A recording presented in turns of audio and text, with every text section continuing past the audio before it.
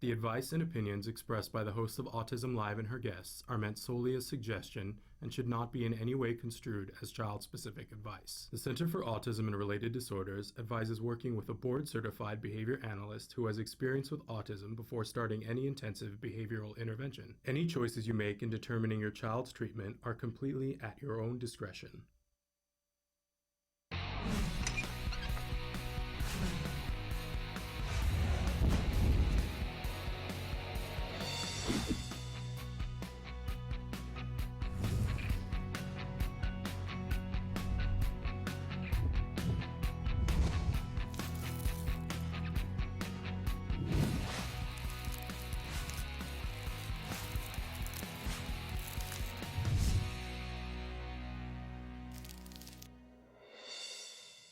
Good morning and welcome to Autism Live. I'm Shannon Penrod and we are coming to you live from the Warner Center in Woodland Hills, California. This is the home of Autism Live. It is also the home for the Center for Autism and Related Disorders. And I'm just going to spoiler alert, it's Wednesday and I know sometimes you guys tune in and you're like, are we going to have Dr. Granpeesheh? Are we not going to have Dr.? We have Dr. Granpeesheh today. So everybody strap in, get excited, get your popcorn, whatever you need to do, because we're going to be with you live for the next hour. Talking about autism, answering your questions. We want to make sure that you know all the ways that there are to connect with us. So Traven, the fabulous Traven, is going to show you some of the different ways that you can be watching the show, some of the ways that you can ask a question, make a comment. We want this show to be interactive. We want you to participate with us. So please take a look at all these different ways that you can connect. And while he shows you those, I want to remind you that our homepage is autism-live.com. When you go there, there's so many things to do. Please check out our many playlists for the topics that you're interested in. But of course, the 2009 Toy and Gift Guide is available and hot right now. There's a little toy icon at the top. If you click on that, it's going to show you all the toys that we tested and reviewed and had parents and therapists and kiddos and teenagers and adults review. We picked the winners for you so that you can look in different categories and see the types of toys and gifts that we are recommending this year that have our seal of approval. Also know that because you guys asked for this, like last year, if you want to purchase one of the toys, all you have to do is take your cursor, hover it over the name of the item, and it will take you directly to a place where you can purchase it. Please know that we're not making any money on that. That's just a convenience for you guys because you asked for it. You said, Shannon, don't make me Google it. And I listen whenever I possibly can. So check those toys out. But also know that while you're on that homepage, check out the plethora of videos that we have available for you. And at the bottom of the page, there's a little icon that says chat. If you click on it, it opens up a box and you can be talking with us. By the way, talking about opening up a box, when you go to our website, one of the first things that happens about 6 seconds in, a pop-up appears and says, would you like to subscribe? All you have to do if it's annoying for you is click the little X and it'll go away for that visit. It'll come back the next time.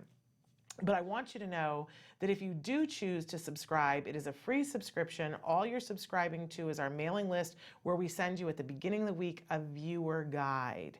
And I really want to encourage you. It's a great way to know what's happening with the show. We don't spam you with a whole bunch of other stuff. We want you to keep posted on what's happening, and that's what that is for. All right, so my friends, let's not waste any more time because we have Dr. Granpeesheh. It is time for Ask Dr. Doreen. Dr. Doreen Granpeesheh is the Dr. Doreen is an expert in autism. Doreen Granpeesheh. Dr. Granpeesheh. Dr. Doreen Granpeesheh. Dr. Doreen Granpeesheh is a visionary in the field of autism. Now you can ask her questions on Ask Dr. Doreen.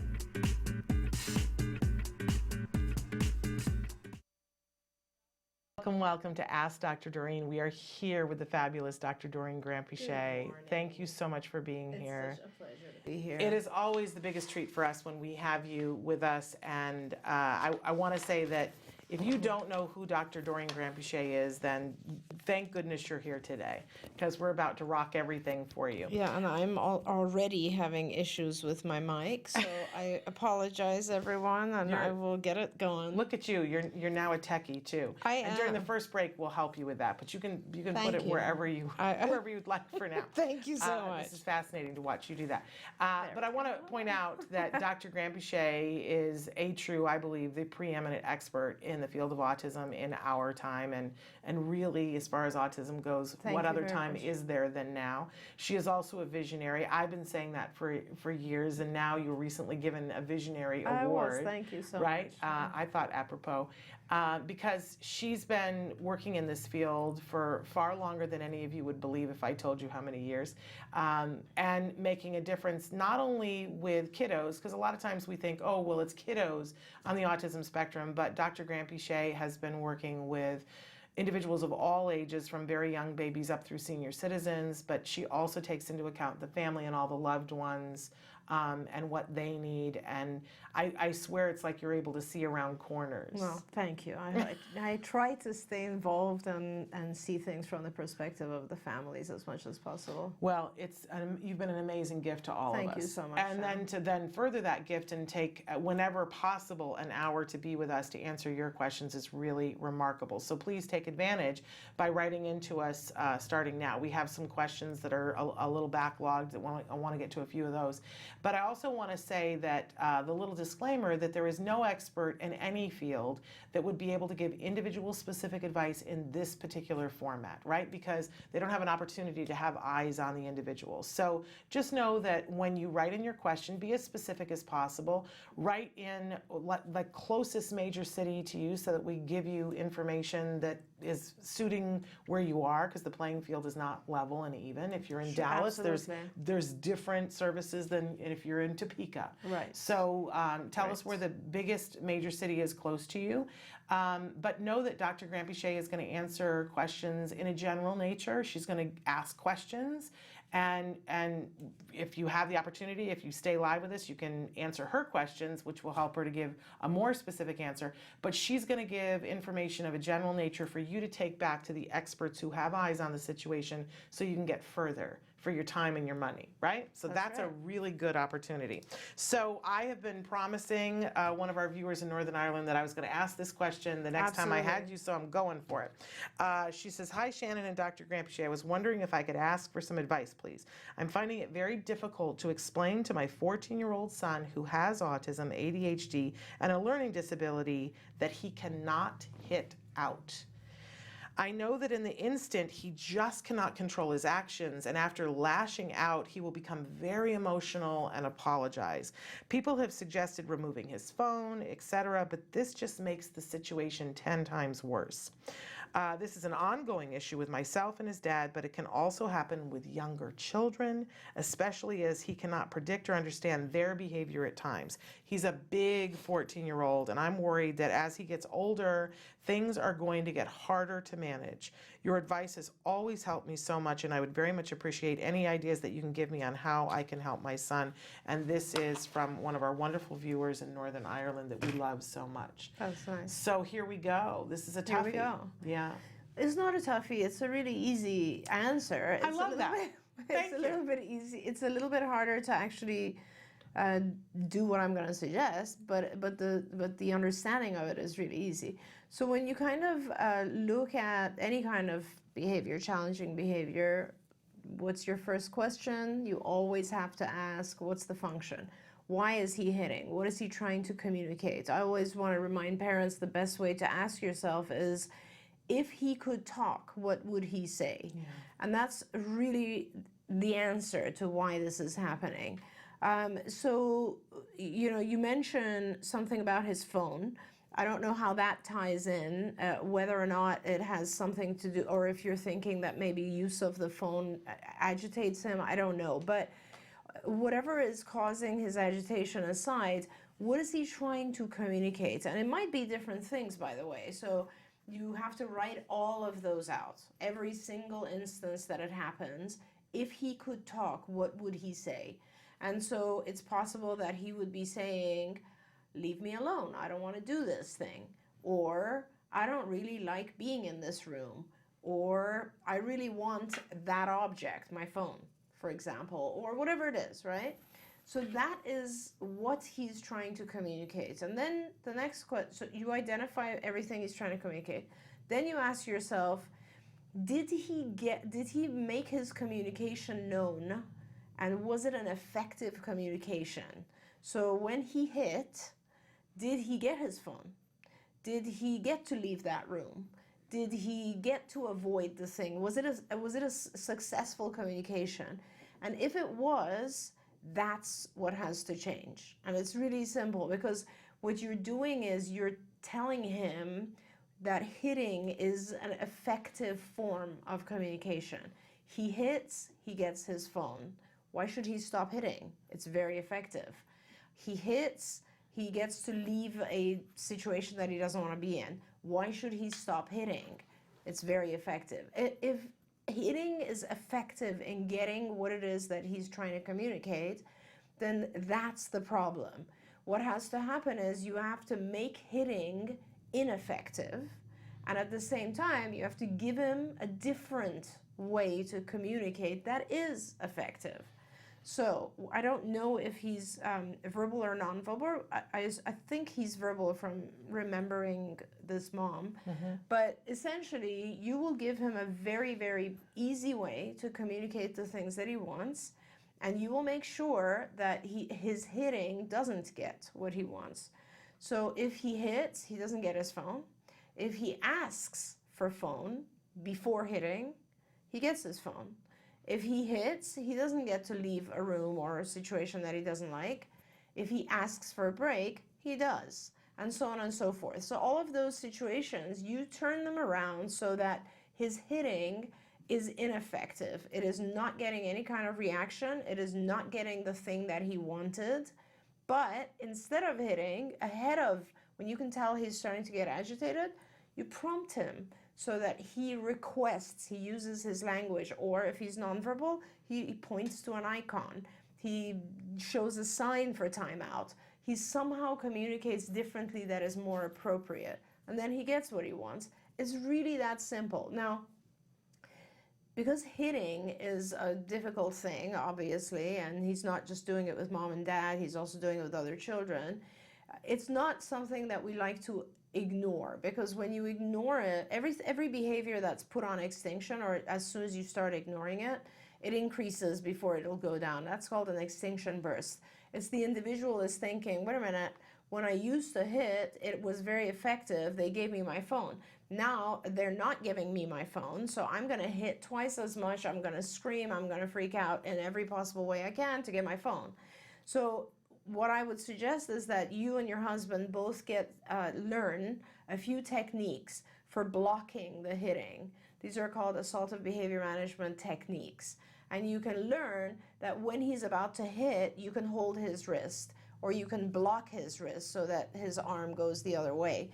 You can actually find a lot of this type of training on the Institute for Behavioral Training website, which is ibehavioraltraining.com. I think you're familiar with that company. Yeah. So you just go on there and you look at how to assaultive behavior management techniques, or how to manage challenging behavior. Those modules will go into this. But you will block the hitting, but you will not give him the object or activity that he was trying to gain access to. You will only give him the object or activity that he was trying to gain access to if he requests in a more appropriate way. I know it's a very easy answer, but it's harder to do. Yeah, I think that's the key. I love that you said, oh no, the answer to this is easy, right? But for me, it's a little bit like dieting, right? Because because you know, here's the answer, well said. Right? But then you have to do it. Yes. And you can't like mamby-pamby it. You got to do it, and you got to do it over and over and over again.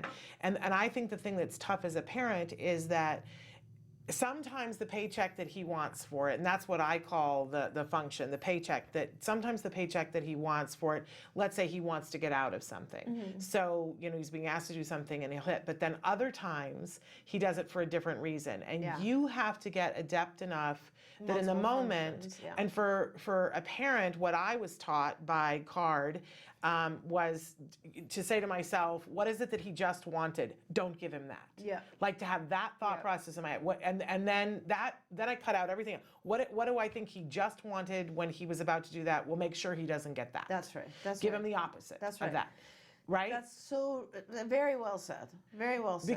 Because we get into our, I gotta say. You start thinking too much. And the rest of my life is gonna be this way. And we start to picture, well then, the police are gonna come at some point. We cycle.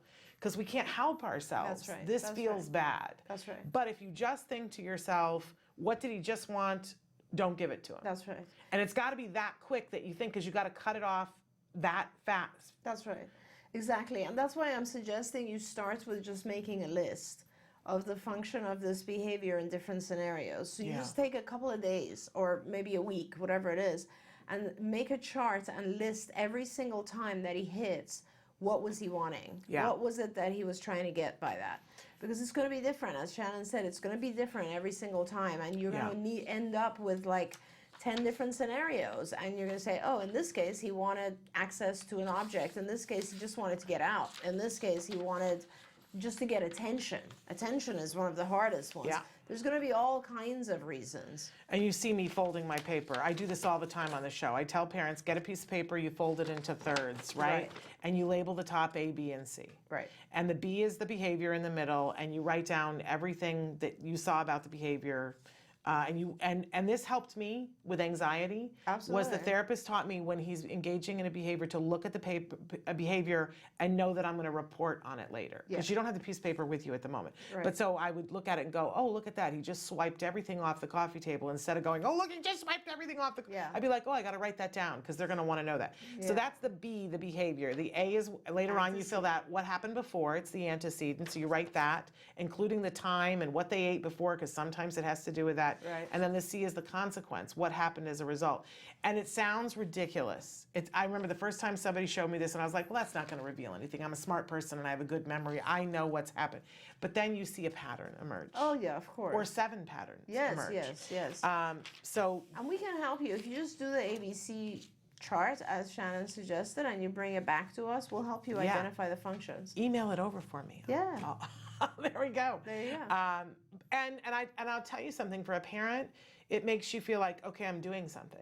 I'm actually part of the team, and I'm doing something, and it empowers you as you start to see that there's a pattern. You go, oh, look at that. Yeah. Every time I feed him grapes, within an hour, he pops off. That's also interesting. Right? Yeah. And then you go, oh, well, I wonder what happens, how often this would happen if I don't eat grapes. And that's just, I'm just making that up, but you will see some sort of a pattern emerging. Absolutely. And I love that you actually use the example of eating grapes, because as behaviorists, we classify everything as you're trying to avoid something or you're trying to gain access to something. The types of things that you might gain access to are a tangible object or an activity or attention. The types of things that you're trying to avoid are obviously all aversives, right? So you're trying to avoid a room that you don't like, a place, an activity, a person, whatever it is. It's an aversive. But as a mom, and as just looking at the child more holistically, it's not just about behavioral type stuff. There's also food. You could, for an antecedent to a behavior could actually be a food item. That's a really well said, because some of our kids absolutely right after eating sugar or right after eating something with red dye or something like that could actually be increasing the behavior as well. And on the other side, it could also be like we need to look at medication effect, sleep effect, like, hey, he always tantrums when he hasn't slept the night before. So everything that is, he always tantrums when he's in a room where the lights are very intense. You really have to pay attention to everything when it comes to an individual with autism, because their senses are hypersensitive as well. So they could be reacting to dietary, to lack of sleep, to pain, to some sort of stimulus in their environment that's disturbing them. So all of those things could also be the antecedent. Absolutely. I mean, for me, I have a wheat intolerance, and if I have a wheat infraction, I am inconsolably angry. Yeah. Like you could talk to me and I'm irrational. I cannot. I'm an adult, and I will sometimes now go, oh my gosh, I can feel it. I get hot all over and it feels like I have pricklies and I am unhappy about anything. I'm unhappy about my hair, your hair, and I will say, I think, I will say to my husband now, I think I've had a wheat thing, and I'll start to get hives along my jawline, and I'm like, okay, I gotta take something and go away from humankind, because I turn into Shrek. Yeah, You know what I mean? I hear you. So that's me. But then the story that I always tell about my son was that we kept having these like horrible tantrum outbursts in this one grocery store, and it was always in the same place in the grocery store. Interesting. And I was like, I can never. At one time, my child, he was like 4, he overturned the cart in this store, and there was a couple with a brand new baby with a cart next to it, and it hit their cart, and they thought, my gosh. and I was like, they looked at him like he was a pariah, and I was talking to the team saying, I don't know what this is, I don't know why, and they were trying to hear about it, and I was saying, well, he's fine. We go in, everything is wonderful. He likes to go look at the octopus, and then he has a tantrum afterwards. And is it the octopus that's, and he's not tantruming when we leave the octopus, but we walk 5 feet away and he snakes out. And they said, we have to come and look at it. And you know what it was? The floor tile changed in this, like 5 feet away from the octopus. And it went from a smooth surface to a grid. And they That's asked, what was causing him. right, and they asked me, does he ever have a hard time? There was one place at Disneyland that's all, as you go to the parking lot, it's all a grid, and he would freak out. And we always thought he was mad about leaving Disneyland. But I now know from talking to him now, but he couldn't have told me then, he thought that the spaces were holes and that he was going to fall through. Oh my gosh. And once we figured that out and they worked with him on that visual thing, it fixed so many things. Unbelievable. But it's, you don't know until you... Yeah, the sensory issues with our kids are tremendous. It's so important, and we often forget to look at that. Like, that's a big deal.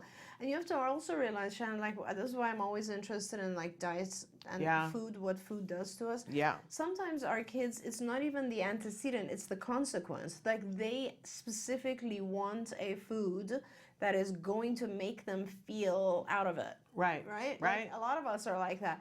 So it's like the effect of these environmental factors is big time on behavior. So make your little sheet. Yes. And track it for a week or two. And come back to us. And come back to us. But also, if you have an opportunity, go to iBehavioral Training and take a look at. Everybody should know how to block, how to protect yourself, and how to protect your child. These are important things to know. Absolutely right. All right, we're going to take a break, and then we're going to come back with more with Dr. Doreen Grandpichet. Ask Dr. Doreen after these messages. Hey, I'm Candace Cameron Bray. Tom Bergeron. You're watching Autism Live. And you're watching Autism Live. And you're watching Autism Live. You're watching Autism Live.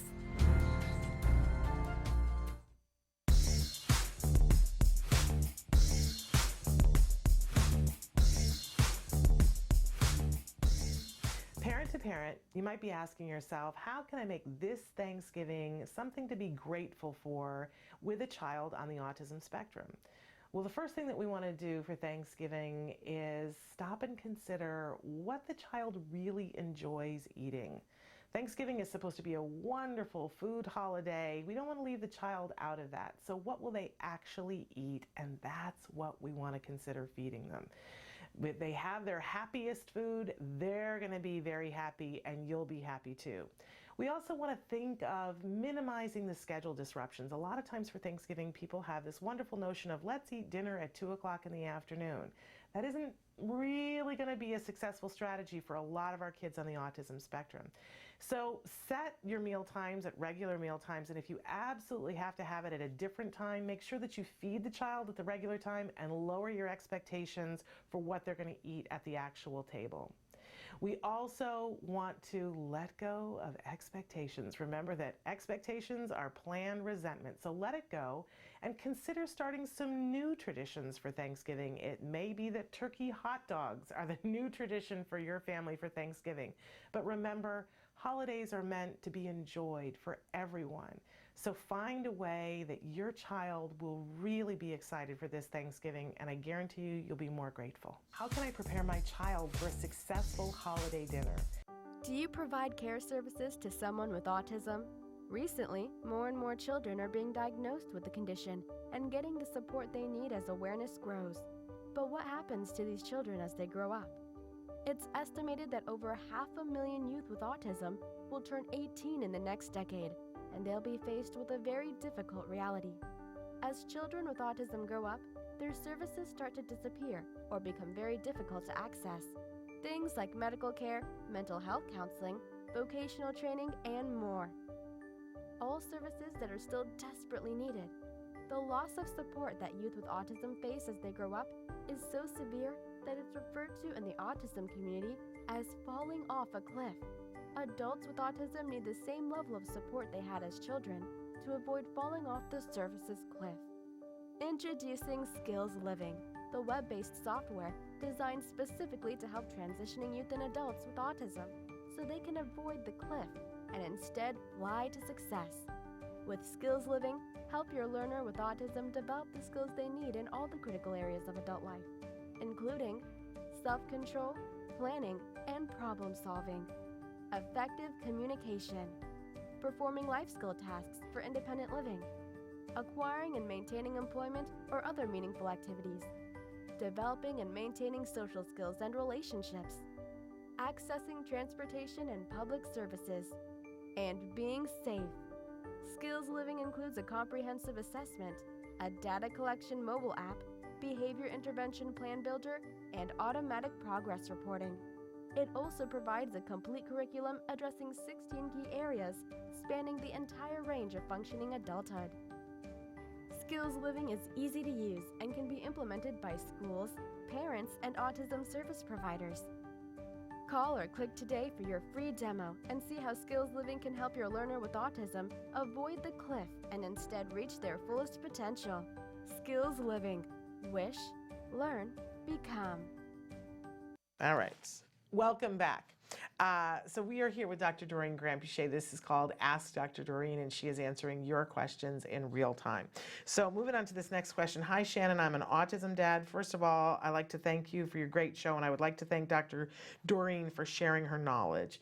I sent you a text in the middle of the night last night. I realized afterwards that it was really late. I apologize. No, not at all. Somebody wrote in, and they wrote it in Portuguese, and then it was translated, but they wanted to make sure that you were thanked, and I'm trying to be better about very much. when you guys write and ask me to thank Dr. Doreen. I'm trying to be better about. So in the middle of the night, I texted her to say thank you.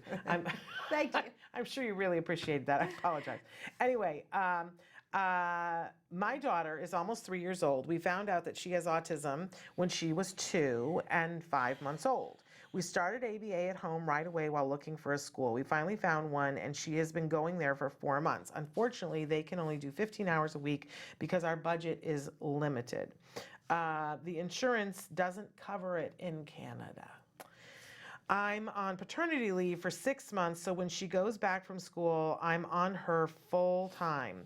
If she's not eating or sleeping, I'm doing ABA with her. How much do we love this, Dad? Yeah. My question is, when you say 40 hours of intensive ABA, how often do you take breaks and how long? My daughter can make sounds like ba and e, but if I ask her to say bye, she can't. How can I teach her to put sounds together? There are some words she can say, but it's hard to teach her new words because of that, and thank you. I'm sending this dad a hug. Absolutely. Because you're doing a great job. Good job, good job.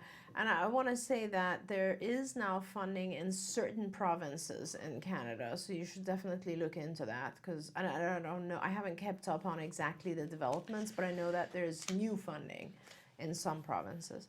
But I want to also recommend that you get on Skills and on IBT, because both of those are going to help you tremendously, especially Skills and IBT. If you're doing ABA, you need to know all the techniques that are on IBT. IBT, again, is ibehavioraltraining.com. You'll learn all the techniques, and Skills, you should put in your child's profile into Skills, answer all the questions, and it will guide you through every lesson that you need to teach, including this one.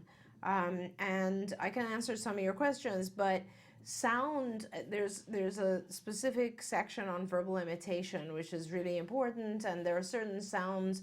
So there's certain sounds that children develop later. There are certain techniques that you can do to get them to produce these sounds. There are consonant vowel blends that are easier and that we suggest you start with. For example, generally speaking, you'll always want to do either the b sound or the d sound first, and merge that with any vowel sound like ah, and you will always do a homogeneous chain, an imitation, which will be something like da da or ba ba, before you turn it into a heterogeneous chain like ba b or da di. There's really good insight in skills if you look that up, and it'll tell you how to produce some of these sounds. It'll tell you like points, like if you do physical exercise, jump her up and down on a trampoline right before imitation, you'll get more sounds out of her, those types of things. And it'll teach you how to start immediately connecting sounds that she can imitate to visuals, so that she can identify that if she can say Jew, then Jew is juice, or those types of things. And it becomes much more meaningful the sooner she can communicate. She can realize that making sound is communication that's useful to her. So go on skills. It'll give you tons and tons of ideas about how to generate verbal imitation and then labels and so on. But to answer your question, when we say 40 hours, it is a team of people. It's usually not one person, because it'll really burn you out if you're trying to do 40 hours.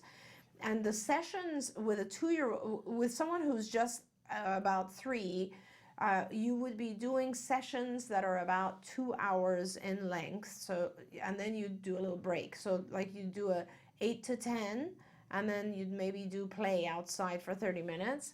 And then you'd come back and do 10:30 to 12:30, and then you'd have lunch for 30 minutes, and then you do another 2, and so on and so forth. And you actually try to spread it over 7 days, so that you're doing approximately 5 to 6 hours per day for 7 days. And those 5 to 6 hours are broken into those, let's say, 1.5 to 2 hour sessions. And in between is play and social. But even in the 2 hour session, you're doing approximately 2 minutes of a lesson, and then you're doing 1 minute of play with you, or some sort, or you're just letting the child run around and play while you take notes for 1 minute, and you're doing another 2 minutes or 3 minutes, and then you're taking notes for 30 seconds. And so every time the child comes over and sits down, and initially, by the way, when you start, the child comes over and sits down for 30 seconds, and you're building that up to about 2 minutes. But you really never, until the child hits like the natural environment training phase, which is much more like a little bit past the discrete trial phase, which you should be in discrete trial because you just started and it's a 3-year-old. So you're doing these segments where your child's coming back and sitting down and doing a couple minutes, and then going off and doing something. You take quick notes, you bring them back, they sit down, you do a couple. And so that's how the sessions are broken up. And you give tons and tons of reinforcers at this phase. If she is rewarded by lots of social, yay, good job, or playing with toys and that sort of thing, great. If she's not, feel free to use food reinforcers at this phase. You definitely want to have powerful reinforcers. In fact, you should probably be doing some sort of choice inventory every time you sit down. So when she comes over, you will ask her, what do you want to work for? Do you want this food item? Do you want to play with this toy? Do you want a picture of like going out on the swing? What is it? She needs to be motivated by a reinforcer, and then you do these things. And we often, if you go on IBT, it'll show you some of these things as well, but we'll often have like a reinforcement chart, so that you can say, hey, you need to get like 6 happy faces, and then we can go and play outside. But initially, it'll be very basic. It'll be like, come sit down, do this, and you get a food reinforcer. Come sit down, do this, and say ba, and you get a food reinforcer. So there's a lot of reinforcement. Always remember, when you're starting, you're doing much more reinforcer and less demand. And then as the child acclimates to therapy, you're reducing the reinforcers and increasing the demand. But you never get to a point where it has to be fair. For every demand, there has to be a reinforcer. At all times, it has to be reinforcing for the child. If it isn't, you're lost. Like the ABA depends on the adequate level of reinforcers. And by the way, those breaks are all supposed to be reinforcing. So make sure you're giving her a lot of breaks. You know, it's fortunate that you asked that's at this time of year because during most shows, except for this one, we're showing some of the toys in our toy guide. And one of the Right. reasons why we recommend some of the That's toys right. is they are great toys for that break time. Absolutely. That we talk a lot about how this, you know, this is a great, you know, cause and effect toy, and it has a beginning, middle, Right. and end. Right. And, you know, which is great for therapy. We just demonstrated a marble run the other day.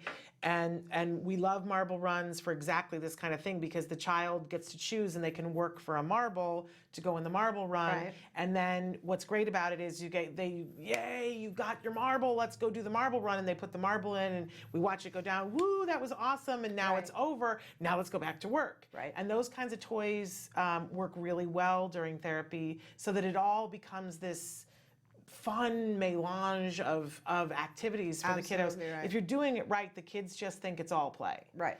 Because it's so bing, bing, bing, bing, bing, fast moving, and they're engaged the whole time. And it's a very powerful thing. That's right. But when you have skills in IBT, you'll see video companions showing things like that. And the one IBT video that everyone should be forced to watch, I just think everyone in the world, not just people in the autism community, should be tied to a chair and be forced to watch the one about compliance.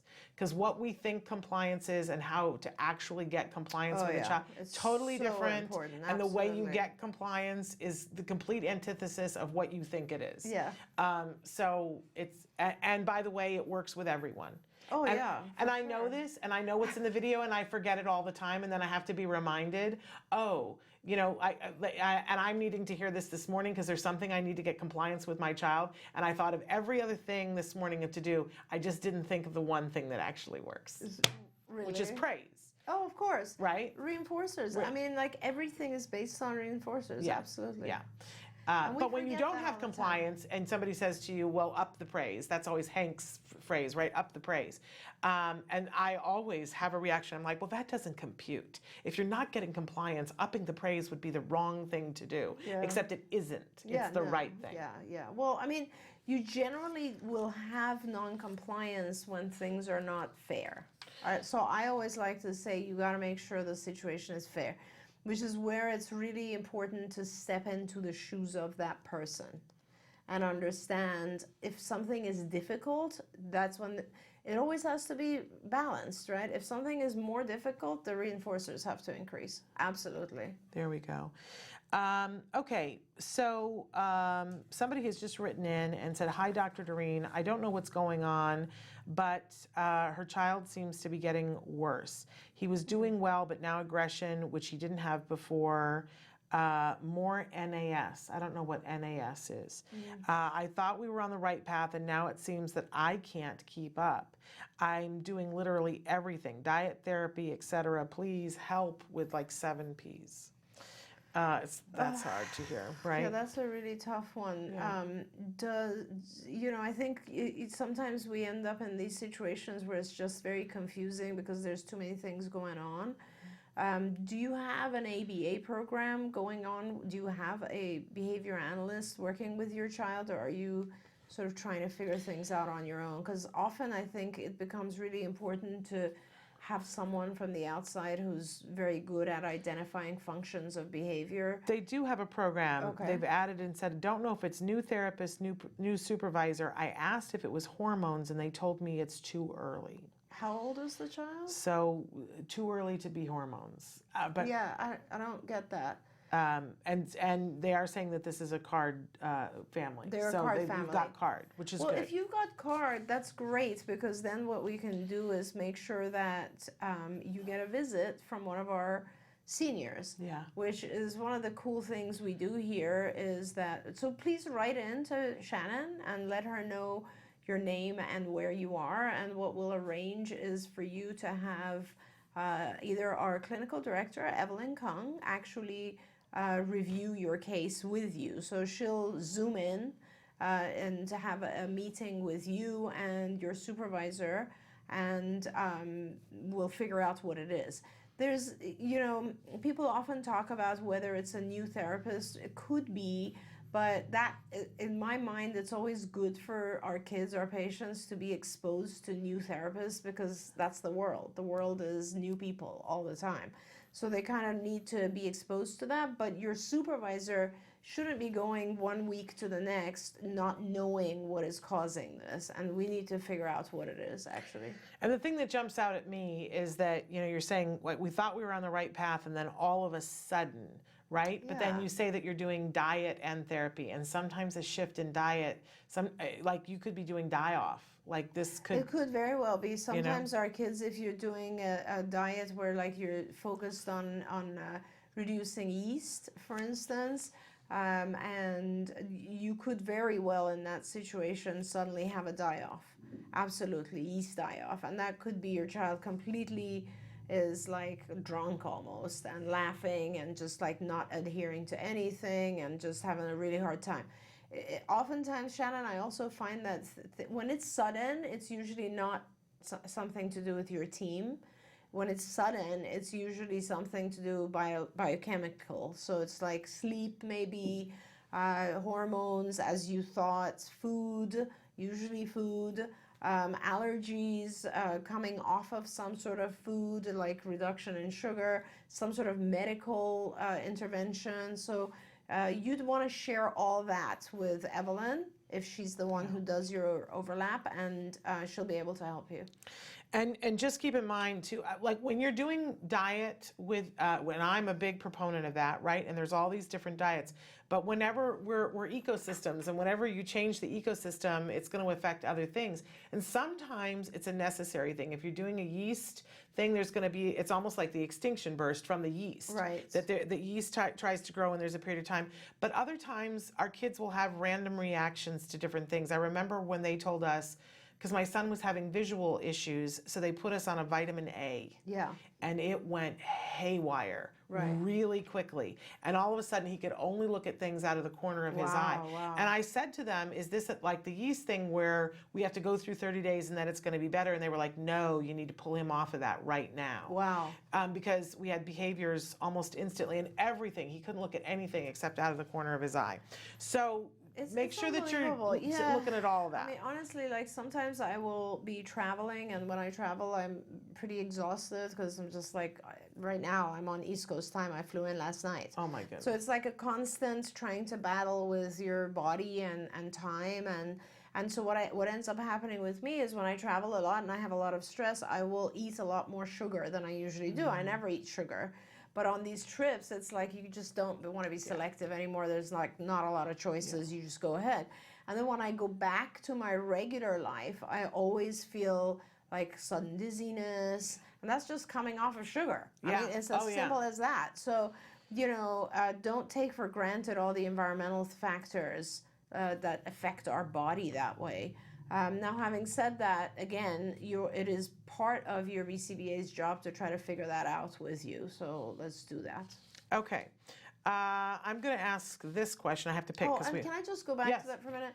And don't be disturbed by it, because I know that it's very, very sad when our kids suddenly start to get worse.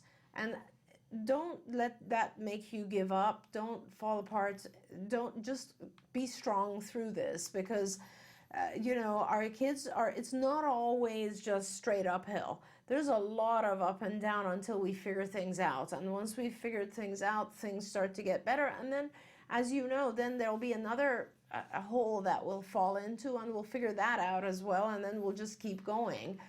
So please don't be discouraged. It's tough. I know it's really tough when you feel like you're putting all this time into a diet and this and ABA and you name it, and it's still not happening. I hear you, but just be strong through it and we'll sort it out. There we go.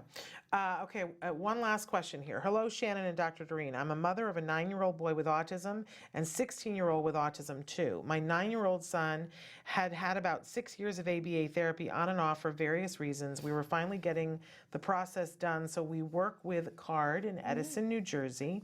My question is, how do I become an ABA therapist? All the years my son had therapy, I was right next to him. So I can say I've learned a lot watching the therapist and also practicing focusing on my son. I only have a GED diploma and have never attended college. I'm also 36 years old. Do you think it's possible for me at my age and with no college education to become an ABA therapist? For a few years, I've been thinking about wanting to become one, just don't know where or how to start. I really believe that this is my calling. Excellent. Please help me with some advice, and thank you for all you both do for our community. That is awesome. Isn't that? I love that. Yeah. And yes, of course you can become an ABA therapist, and that is fantastic. You just need to go on Institute for Behavioral Training, behavioral training, and there's a whole section to become a BCAT, Board Certified Autism Technician.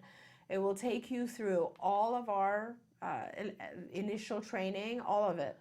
And then it'll take you through all of our behavior technician advanced training as well. And then you will sit for an examination. That's a national exam, Board Certified Autism Technician, which is a different company, but it's a national exam. We will help you. And you become a BCAT. And once you're a BCAT, you can actually work anywhere. All behavioral providers like CARD will be interested in hiring you. And yes, of course you can. Some of my very, very best therapists are people who've been here at CARD for over 20 years, and they've been working very, very hard for many, many years, and they're also in their 40s, and they're still doing behavior therapy because they love working with the kids. And so absolutely, I love that you're interested in doing it, and you can certainly do it. It's just a series of training. It's roughly about 40 hours of class time, followed by some practical time that you can certainly do at CARD or some other organization, whatever is close to you, and you can get that training. It's a wonderful thing. Please do that. Yeah. Okay, I lied then. We have time for one more quick question. Great. Hi, my name is Raquel. I will be caring for a young man who is nonverbal with autism. I'm not very knowledgeable in that area. I have worked with high-functioning autism. Is there a big difference between the two? Yes, there's a huge difference. And there's a huge difference. Epically. Yeah, I mean, often I say they shouldn't even be in the same spectrum, and they are, unfortunately. But so nonverbal, so when you look at the spectrum and you have like and I don't really like referring to it as high functioning or whatever, but it's the people who are the least affected by autism. Let's put it that way. You're focused on very different lessons. You're working on things like social behavior and overcoming anxiety and how to function in college, let's say, or just very different stuff. Yeah. And when you're looking at the people who are the most affected by autism, you still would divide that group into the verbal and nonverbal because you have completely different interventions. Those who are verbal, a lot of the instruction in ABA is verbal.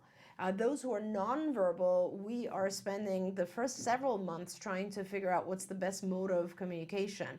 Is it visual? Is it a verbal instruction? Should we be teaching the individual keyboarding? How are we going to communicate? So with nonverbal individuals, you really should go back, and again, today is the IBT day. Yeah. You should go back to IBT because there's a lot of tons of modules on how to turn a program into something appropriate for nonverbal individual. Think about it. When you're nonverbal, there's also a possibility or very high likelihood that you're also not understanding verbal instruction. So it becomes really important that both the instruction and the response can be done in a nonverbal manner. That's why all of our lessons in skills, there's a nonverbal version of it listed as well.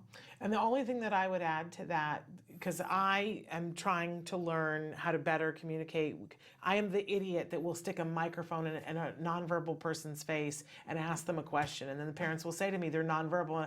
And it's like I don't hear it, and I ask the question like twice as fast, like that's going to accomplish something. But the one thing that I can hear my good friend Nancy Alspaugh Jackson saying is we always presume intelligence.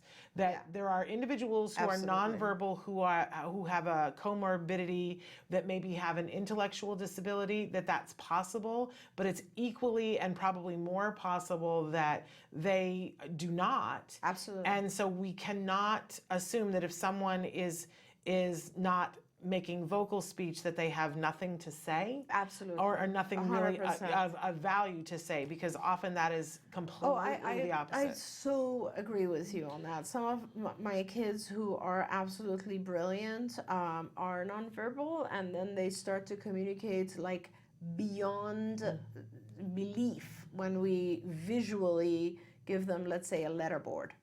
Like some of the stuff that you see with our kids that really makes you understand that this is more of a sensory issue, not an ability issue. It's not about being able to, if you can't verbalize, there's nothing there. There's a ton there, and sometimes our kids just can't produce the speech.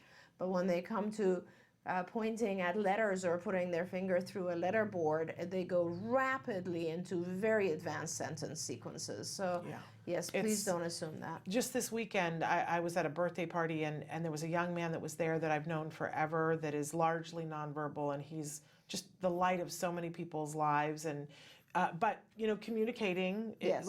I always want to know what's going on in his head. And his dad was sitting there, and he was like, "Oh, have you read his texts?" And I was like, "He texts?" Yeah. And Dad shows me these epic novels that he texts to Dad and to Mom, and I just, my mind was blown. Yeah, it's crazy. Absolutely blown. So, we always want to find functional communication for everybody. So That's right. read up on that, look at our shows about that, and that will help you to deal with this young man, I think. Okay, we're out of time. Thank you. With Dr. Grant-Pichet. I'm going to stick around for a few minutes because we have stuff to talk about, because we have big show tomorrow. But thank you so much for being here. Thank you so much. It was a pleasure. And we're going to see if we can't have you a couple more times before the end of the year. We're Of we're course, hoping and next fingers week, crossed. But thank you so much. We're going to go to break. Don't go away, because I can't wait to tell you who's going to be here tomorrow. Stick with us.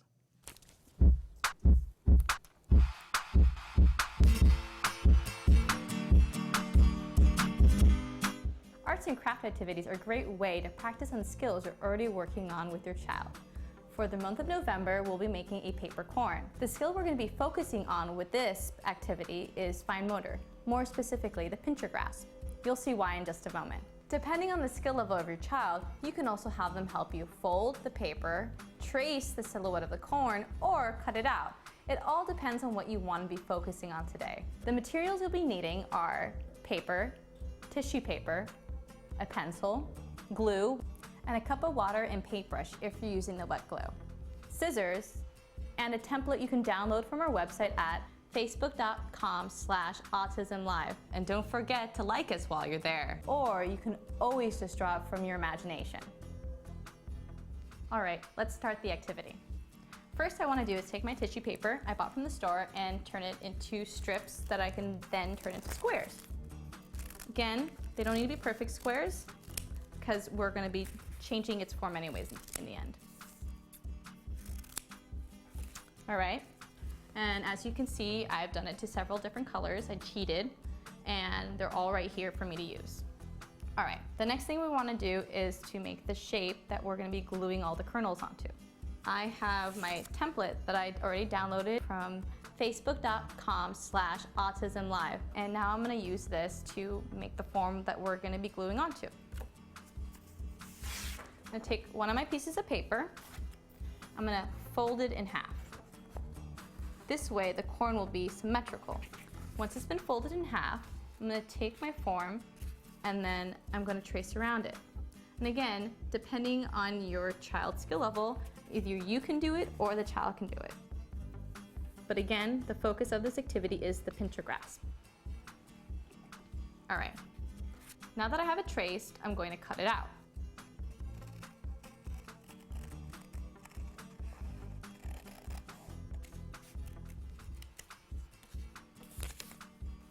And ta-da!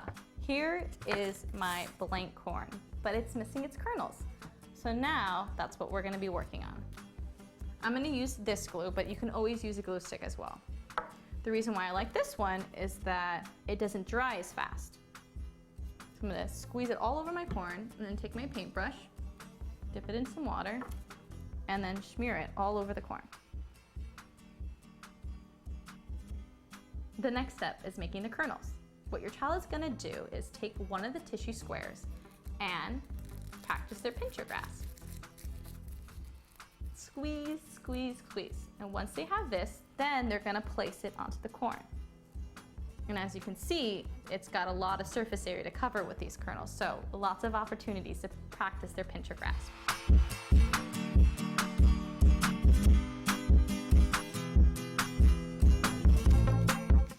And ta-da! It's done. As you can see, lots of opportunity to practice your child's pincher grasp. When you're finished, don't forget to share your pictures online at facebook.com/autism-live. I look forward to seeing them and see you soon. Bye. Can you see me? Can you see me flying by your side? Welcome back. So we wanted to give you a little bit of an update on what's happening tomorrow and the rest of the week. So it's going to be funny. This is my new thing for the rest of the year and onward, is that we're embracing the funny. So tomorrow, first up, we have a wonderful guest who's going to be with us. I'm going to slaughter their name right now. Darby Zahardnik is going to be with us, and they're going to be talking about one of our toy winners is something called an Empower poster. And basically what it's a kit that you give to an individual, and we chose this for adults on the spectrum. So it's an art project where they're given a canvas and a bunch of words to describe themselves, and everyone makes their canvas differently, but they're given all the supplies to say positive things about themselves. They create this artwork about how they feel and think about themselves, and then they get to hang it on the wall. Honestly, I think it's one of the best things that I've ever seen for our adults, because it involves a lot of skill, but they can tailor it to who and however they are, whatever their abilities are. But it really puts them in a mindful state of thinking about what are the positive things about me? How would I describe myself? Which is a wonderful thought process. And then it becomes that visual reminder on the wall of, oh, I am a person of value, and this is how I think about myself. Ooh, just a winner, right? So they're going to be here to talk about that. And then, as if that's not a big enough treat, we are having the fabulous Jay Moore on the show. He was with us last year, and he's agreed to come back. And Robin Renee will be here with him as well, and talking a little bit about, she's a wonderful autism mom who describes herself now as a self-advocate. And she's got a story to tell, and she and Jay became friends, and that's part of how he has come into the autism community. So they're going to be here with us to talk about this year's Fullerton Cares comedy show, which is happening this Saturday. I just can't even believe it. So that's Jay Moore live. When we had him on before, we were not live. Anything could happen. He's hilarious, so you should tune in. We're gonna let him do what he wants to do, right? Then on Friday, continuing with the comedy, because Fullerton Cares comedy, and why not?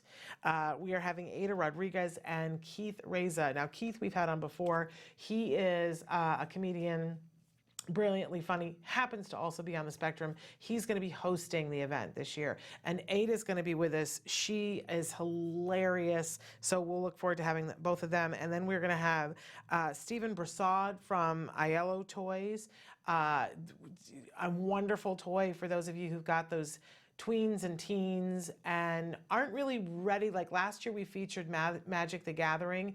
If your kiddos aren't quite to that point, which pick me, I'm not quite to that point either, got a great game for you to give them this holiday season, to get them started in that cooperative play path that's very social, wonderful. You're going to love it. So that's all happening on Friday.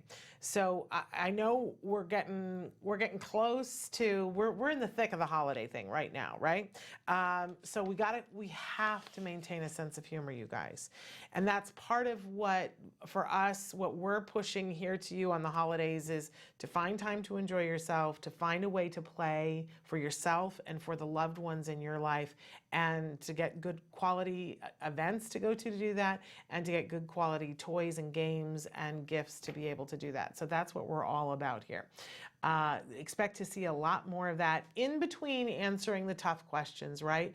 But if we only just pedal to the metal for the rest to the end of the year, it's not really what it should be, right? No matter which holiday you celebrate or don't celebrate, this is a time to slow it down a little bit, to be grateful, right? And to look at what is, I can't wait. I have not yet seen the Harriet Tubman movie, but I've loved Harriet Tubman for so many years, and I love that. I can't wait to see in the movie to see if they depict this. But in her life story, she was somebody who she got hit in the head by an iron by a slave owner, and she said after that as horrible as that was, what it does was it gave her the gift of sight. And she said that she could then see things not as they were, but as they should be. Powerful, right? And that she chose to take that gift and do something remarkable with it. And I think about her all the time and think, man, she could have just been, this is horrible, ostensibly brain damage as a result of this injury, but instead she looked at the gift of, I am able now to see things not as they should be, not as they are, but as they should be. So we want to be in that mindset and thinking about actually what we have too that we should be grateful for. So all of those things. We're totally out of time. I'm over now. But thank you for being here, and make sure you're tomorrow, Jay Moore. We don't get to do that every day of the week. Until then, give your kiddos a hug from me and one for you too. Bye-bye for now.